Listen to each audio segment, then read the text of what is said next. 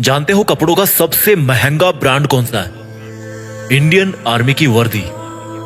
देश के गद्दारों को ऊपर वाला भले ही माफ कर दे, लेकिन एक फौजी किसी भी कीमत पे, यहां तक कि अपनी जान की कीमत पे भी उसको कभी माफ नहीं कर सकता। करोड़ों कमाने वाले भी ये वर्दी नहीं कमा सकते।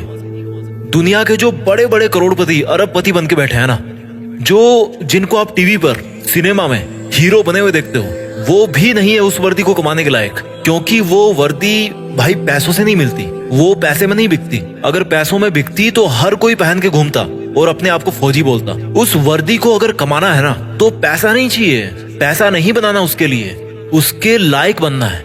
अगर उस वर्दी को कमाना है ना, तो खुद की जिंदगी, खुद की माँ की खुशी और अपने बचपन के सभी दोस्तों के साथ को कुर्बानी पे लगाना पड़ेगा। और इस कुर्बानी की हिम्मत जिसमें होती है, वही फौजी बनने के लायक होता है। अगर इस वर्दी को कमाना है ना, तो खुद को हर मोह माया से बाहर निकालकर आग में तपाना है। कितना बड़ा दिल होता है उस माँ का जिसका बेटा या बेटी डिफेंस में होते हैं। कुछ पंक्तियां बोलना चाहता हूं मैं उन सब खुश नसीब और हिम्मत वाले युवाओं के लिए जो अपने आप को उस वर्दी में देखना चाहते हैं कि ये आग जलती है तो जलने दे, ये आग जलती है तो जलने दे, माँ अब मुझे तू फौजी बनने दे। जाना है उस जगह, जाना है उस जगह जहां सुना है मन के मौजी बसते हैं, जाना है उस जगह जहां सुना है मन के मौजी बसते हैं। बहुत देख लिए दुनिया, चल अब फौजी बनते हैं। बहुत जीली नाकाम जिंदगी, चल अब देश के लिए कुछ काम करते हैं। फर्जी के रिश्तों में जिंदगी बर्बाद कर डाली, चल अब जिंदगी देश के नाम करते हैं। अब फौजी बनते हैं। ये सरहदें पुकारती मुझको है, ये आतंक की बदबू ललकारती मुझको है। जब लिपट जाऊं तिरंगे में तो मुझे आबाद कहना, जब लिपट जाऊं तिरंगे में तो मुझे आबाद कहना।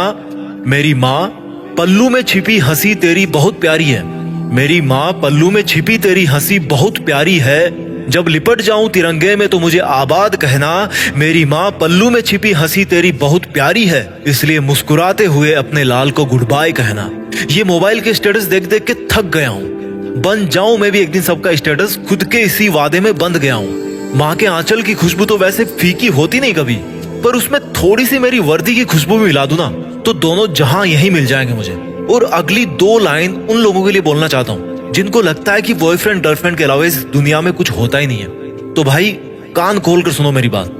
बेवफाओं की इस दुनिया में हम कभी वफा ढूंढते थे, ये एक फौजी की तरफ से लाइंस आपके लिए, कि बेवफाओं की इस दुनिया में हम कभी वफा ढूंढते थे, बड़े नासमझ थे जो रेगिस्तान में कमल ढूंढते थे। अरे बेवफा तुम्हारे लिए हम मरने का वादा करते थे ना, अरे बेवफा तुम्हारे लिए हम मरने का वादा करते थे ना। लेकिन सुन, इस वर्दी के लिए तो बार बार पैदा होकर मरने का मन करता है। और जो युवा ये बोलते हैं ना कि मेरी तो लाइफ में यार बहुत समस्या है, मैं क्या करूं समझ नहीं आ रहा, तो उनको केवल दो लाइन में मैं समझा दूंगा कि भाई कि तुम्हारा दुख ना बहुत छोटा है, बहुत छोटा है यार। कि हमने समंदर को भी सूखते देखा है, हमने समंदर को भी सूखते देखा है, जब जब मेहंदी वाले हाथों ने मंगलसूत्र उतार के रखा है। जिंदगी में समस्या किसके पास नहीं है, पर एक वो इंसान भी है जो फौजी की वर्दी में हर समस्या का सामना करके अपना फर्ज निभाता है, लेकिन फिर भी रोता नहीं है, मुस्कुराता है। वो फौजी जो हर बार छुट्टी से वापस आते समय यही बोल के आता है कि जल्दी फिर लौट के आऊंगा, लेकिन ये किसी को नहीं पता होता, उसको खुद को भी नहीं पता होता कि वो फिर जल्दी कब आने वाला है ना हिम्मत, है ना हिम्मत। मैं जीत फिक्स के मंच से उन सभी फौजी भाइयों को सलाम करता हूँ और उन पोटेंशियल यूथ को मोटिवेट करना चाहता हूँ जो फौज में भर्ती होने का सपना अपने मन में ठान चुके हैं। क्योंकि दुनिया में देश का नाम करने का इससे बेहतर कोई दूसरा तरीका नहीं हो सकता। मैं सैल्यूट मारता हूँ फौजियों को जो एकमात्र रियल हीरो है इस कंट्री के। फौजी एक तरह के हीरो नहीं है, वो एकमात्र रियल हीरो है। सैल्यूट, जय हिंद, वंदे मातरम।